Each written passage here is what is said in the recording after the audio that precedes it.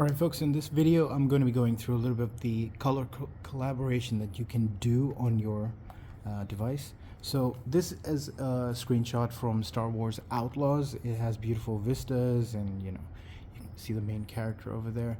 Now this is collaborated and I'm going to show you what it looks like when your screen comes as it is. So what I'm just going to do is turn off custom color over here. Right up. So sorry about the reflection, but we're going to try and get this right. Alright. So the moment I turn it off, you see the entire panel turn gray. That's because the colors, when it's natural, it's flat. So this is what it looks like when it's flat. And now if I just move this to the side and turn on custom color. Alright, and I'll just give you an example. If you turn down the brightness, right, from the default, if you turn it down, you see the image becomes a lot crisper. That's because it's taking out some of the gamma, because the color collaboration has too much gamma, so you probably want to remove some of that. But at the same time, you don't want the image to get too dark, so you want to balance it out. Now my settings, which they're over here. Where did I put them? This should be. So these are my settings, and we're just going to go through my settings so that we can get a good picture. Where'd it go? I think I closed it by mistake.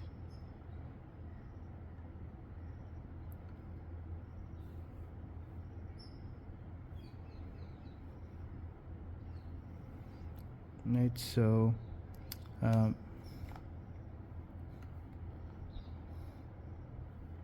my settings would be color temperature at 6400, which basically reduces the blues because you don't want too much blue light on your image, so it slightly reduces it. So you put that at 6400. And brightness at -16. Now I'm putting it at a conservative value because some games may look a little bit dark, so you want to be conservative. And you can see immediately the screen turns darker, which gives you that deep black, which is required in a lot of games. You can leave hue as it is. It's got to do with skin tone. Contrast should be boosted to 115. So contrast is very, very important. So we have boosted contrast, and saturation can be at 119. So you can increase this a bit more, but it can get blown out. So you don't want to do a blowout of the contrast. And now you should have a balanced, crispy image in comparison to what you had before, as you can see over here. So generally I keep the brightness at around 50%, but because we're recording, it can cause blowout on the screen. But generally I would keep it at 50%, and you get a nice balanced image with everything there. The other thing that you want to do is, because the screen is 7 inches, if you are going to run FSR, which you probably will be, you may have a little bit of a blur at times, or a game does not have sharpening by itself, built in. So generally you just go to gaming, go to graphics, and on the global graphics page, I have anti-lag and boost turned on, but you don't need to do that. It may not be useful. The only important one is image sharpening, which is over here, and you want to always keep that on and keep it at around 40. 35 to 40, you should be fine. So if you do that, anytime you use any sort of FSR, which lowers the resolution and boosts the screen frame rate, you will have a sharper image because it sharpens the base image on a driver level. So that's something you should probably do. The other things that you may want to do, although I would not recommend doing it personally, I don't think that's a good idea. If you are going to use your Steam account and your Microsoft account, like your real accounts on this, you probably don't want to disable those things, but I have. So if you go to security, BIOS and threat protection, and you go to, let's see, where is it? So it's on device security. You can turn off core isolation. This does affect your performance. It's a security measure. I think it's got something to do with ransomware and all that. So since I don't use any of my real accounts on these devices, I can turn it off. It doesn't matter if it gets hacked. There's nothing of value in this. So I turn off core isolation. To do that, you need to turn off memory integrity and all that. So it's just this one over here, memory integrity. So that's that. There are other debloating things that you can do, but generally it's not necessary because this is a very powerful device and it can run almost everything without an issue with the background stuff. So you can debloat, but I don't need to do it for this device. So that was the image quality and some basic settings. There are people who tell you to change the RAM. Don't do that because the way the 395 works, and I've seen this people commenting on the Legion Go 2 and all that, you should definitely not be messing with RAM, because AMD by default, it has a small memory pool. It may come at 16 GB or 4 GB, but it expands the pool automatically. Depending on what you're using, the game, AMD automatically expands the pool of RAM. So you don't want to mess with that because it can go haywire. Just leave the RAM as it is. And now I'm going to go into GPD's native system app, which is Motion Assistant. So this is GPD's motion assistant, and it may look a little bit confusing, but it's actually quite simple because the only things that are important are these two over here, AC and DC TDP. So when you open this, these are the only two things you would probably need to focus on. Next to AC meaning it uses the current that you're plugged into. You can put the wattage you want. The more wattage, the more power you put, the faster your system runs. I think up to 75 is enough. You can go up to 85, but I don't think that's useful. So I have kept it at 65 watts. I hope you can see that. There you go. Maybe you can see that. All right. So I'm at 65 watts, and there is no FPS limit because I'm not on battery, so I don't really care about that. All the cores are on. So you don't have to mess with that. That's only if you want, if you play games that don't require much CPU, you can turn off cores, but you don't need to do that from here. There's an easier way to do that I'll go to. So on the DC power, which is your direct connection to the battery pack, you can set the wattage lower. So I've set it at 25, which is the minimum that this requires to get the full GPU potential. But you could go lower. You could go to 8 or 9 watts depending on what you're playing and test it out. And I have also set the frame rate limit to 40 FPS because I don't need 120 FPS. The more FPS limit that you put, the more battery power it requires. So generally 40 is good enough. And the hertz, you can just leave that at max. That's got nothing to do with anything. So the other thing is, in case you feel that your fan is too loud or your device is getting too hot, what you can do is disable CPU boost. So while you're playing your game, you can disable CPU boost and try it out. If it's fine, you don't need it, good. You may have a lower temperature and less fan noise because it won't be ramping up the CPU to 5 gigahertz. I don't think there are many games that require 5 gigahertz, so it's kind of a waste. And there is an easy way to do that. You don't have to keep coming into this app. So once you've set a profile, so you can see over here general profiles, you can just click new and make a profile, put your wattages that you want, FPS limit, you're done. Now, because you don't want to keep entering this, you go to the advanced settings over here and you click start with Windows. Every time you start with Windows, whether it's full screen experience or anything, it's going to open up and it's just going to be there. You can put it at minimize to tray or whatever, it'll open minimized. So it's just something you can keep. And then what you can do, it has a thing called hotkeys. So these are very, very simple to set up. So I have two of them set up, the only ones I really use, which is CPU boost to turn it off. So when you click set, if you click set, it'll give you an option to use any shortcut you want. So generally what I do is, I'll just give you an example. So let's say I click set and I hold the back key and I click up, oh sorry, down. Yeah, so it's going to set it up like that. So, I think I made a mistake. Oh, sorry. I'm in gamepad mode, but generally you get the idea. So whatever key you want, you can set it up. If you are in gamepad mode, it's a lot easier. I'm right now in mouse mode for just showing stuff.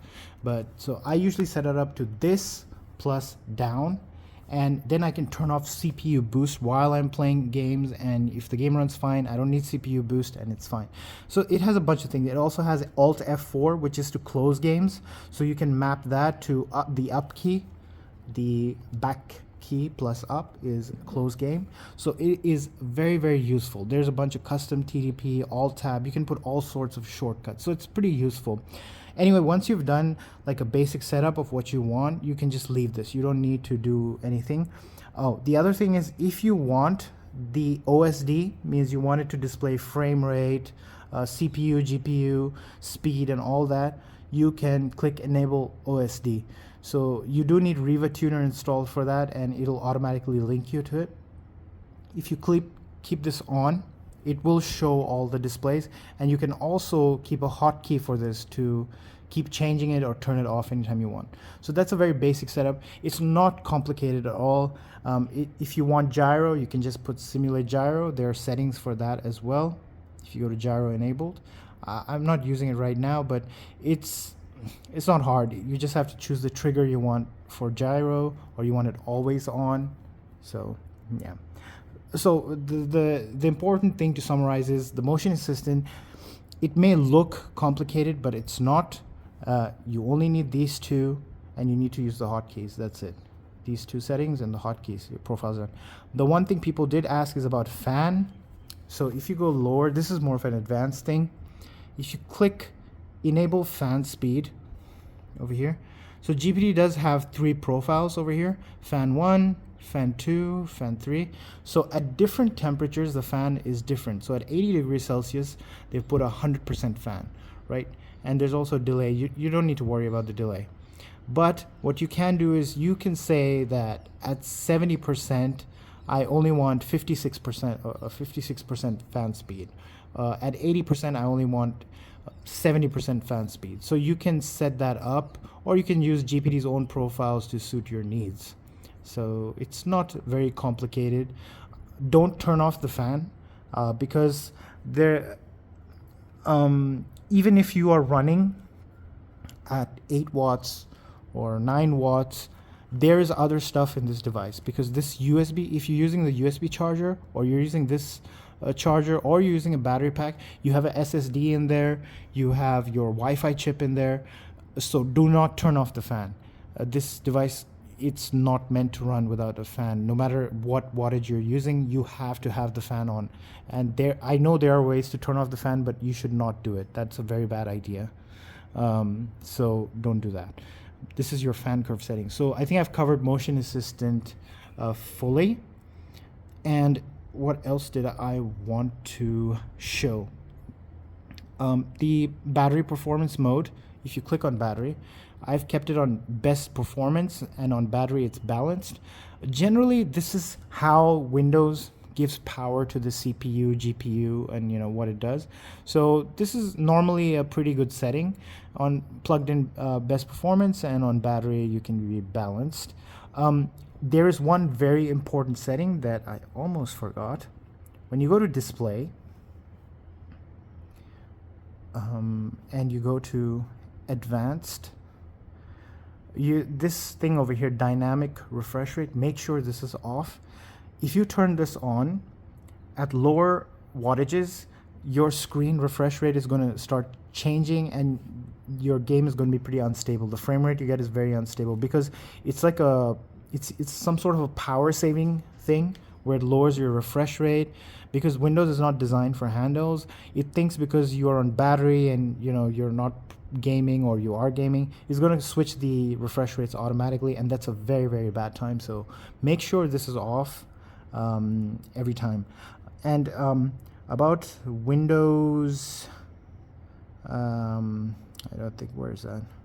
So if you go to gaming, when you get your GPD Win device, you should have the full screen experience, and you can just click enter full screen experience on startup. If you click that, it will turn on full screen experience every time you start. Now, the choose the home app is Xbox. I can't find a way to put Steam, so that's that. Right now you only have Xbox. If you're going to be using it, you have to choose Xbox. So I think I've covered that, and let's go into some of the more advanced stuff for people who want to do that. So for this next part, you're going to need a keyboard. There's no way around that. You will need a keyboard because we're going to be going into the BIOS. And to go into the BIOS, so what you would do first is you would just let me just plug this in. It's a good thing it has a serial port, very, very useful. And we go and restart. Yeah, once it's restarting, you just keep pressing the escape key. And hopefully, all right, no. All right, so we're in the BIOS, and hopefully this is not too dark. Okay, so GPD by default, at least for the Indiegogo systems, they give you an open BIOS, so you can pretty much do anything. And before you go into this, I don't recommend doing this if you are risk averse and you're not very clear on what you're doing, because you can really mess up your system if you don't know what you're doing. So I do not recommend doing this. This is for advanced users. And the first thing you'll notice, the most important thing over here, now if I can only click that, battery full charge. So this is your battery saving mechanic, right? You don't want your battery to be 100% all the time, because that's going to mess with your battery. So I usually keep it at 85, but for this purpose, I'm going to leave it at 90. So you can change it to 90, and your battery will not charge over 90. All right. And then if you go to advanced and you scroll down to AMD overclocking, this is something that will help you undervolt. Undervolt basically means is that your chipset requires less power to do more. So this is called the silicon lottery. Now, not every chipset is the same. Some are more efficient. They've been made better, or they're produced better in a way that they're manufactured from the factory. So depending on your chipset, you can click on AMD overclock and just click accept. And what you want to do is go to Precision Boost Overdrive. This is AMD's setting, and what you want to do is you'll be on auto, but you can click on advanced. Once you click on advanced, you don't need to generally mess with this. PBO limits it's got to do with the thermal limit at which your CPU stops. You go to, there are two settings over here, the most important ones. There's graphic curve optimizer. So when you click on that, this basically tells you how much you can undervolt the GPU of this device. Now, when you click on that, you want to do negative. Negative means undervolt. Positive means overvolt. So you want to undervolt. Now, just for testing purposes, because this is generally the setting that seems to work for most people, I've kept it at 6, but you can go higher. My device does go higher. I think I can do it at like a 7 or 8. So I think it's up to 10. I'm not sure, but I think it's up to 10. So I've kept it at 6. So it gives me a 6-point undervolt on the graphic side. So my graphic card doesn't need as much power and doesn't create as much heat. So that's what I've done. But this one, curve optimizer, this is your CPU. undervolt. Now this one generally you can keep it at 30 because this AMD setting on most AMD chips that are well, at least on my 9800 X3D, it's also at 30. So 30 point undervolt is the max, and I keep it at max on all my devices. But if your device gets unstable or you're not getting proper CPU speeds, you should probably reduce it. But in general, this is at a negative 30. So you want to make sure you've selected all cores, because by default it'll be disabled. So you select all cores, and then you select negative, and then you put 30. So you have a 30 point, I think it's milliwatt, reduction in the power needed for the cores. You don't need to mess with that, and you can. I'm not going to go into that in this video, but there's other stuff you can do. This is your RAM, so you can just escape, and you can go to AMD CBS, and you click enter, and you go down to SMU common options, and over here by default eco mode will be turned on. Now what eco mode is, it basically limits your wattage to 45 watts when you're plugged in with a USB cable. You can override this with your motion assistant, but in case you want to use a USB cable on this and you still want high voltage, no energy savings, you can just disable it, and then you can put whatever wattage you want. Sustained power limit is at 80 watts, so 80,000 usually means 80 watts. You can reduce it if you are not going to be using that much power, or you can increase it to 85, I believe, because that's the operating frequency.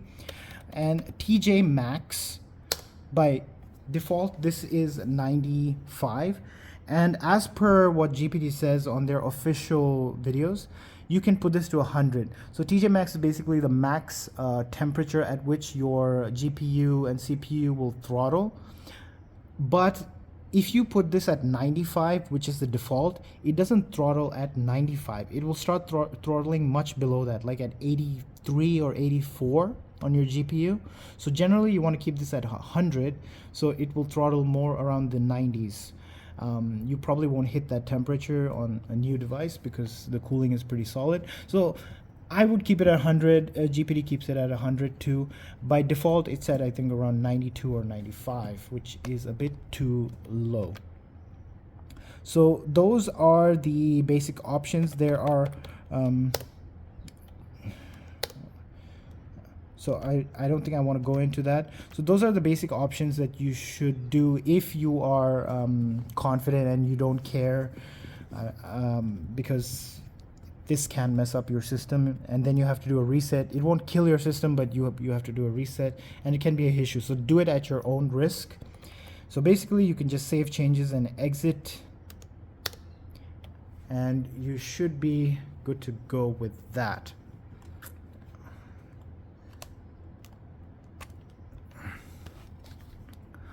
So I think I've covered most of the basic stuff with the screen calibration and the BIOS undervolt settings and motion assistant. If there is something I have missed, you can always join the GPD Discord and ask there. People are very helpful. As you can see, motion assistant has started. We are on the Windows full screen experience, so I'll just go back to desktop. Yeah, so if you have any questions, you can probably ask up on the Discord, or if I know the answer, I can answer it on the comments section down below. I will be doing a final review now that I've done with most of my testing. As I said, the only issue I had was with the short fire trigger, but otherwise that's totally fine. Yeah, if you want to debloat, there are good guides for debloating. And also when it comes to Bazite, I made a mistake in my earlier video. So the firmware this comes with is the new firmware, and the new firmware has a bug where if you try to boot Linux, it's not going to work. So what you have to do is go to the Discord with GPD and get the lower down your firmware, then you can install Linux or Bazite, and it should be fine. So don't try to install it while this firmware is there. As of right now, this comes with the latest firmware, and that's buggy when it comes to Linux. So if you like the video, go ahead and like it. If you dislike it, go ahead and dislike it. As always, thank you for watching.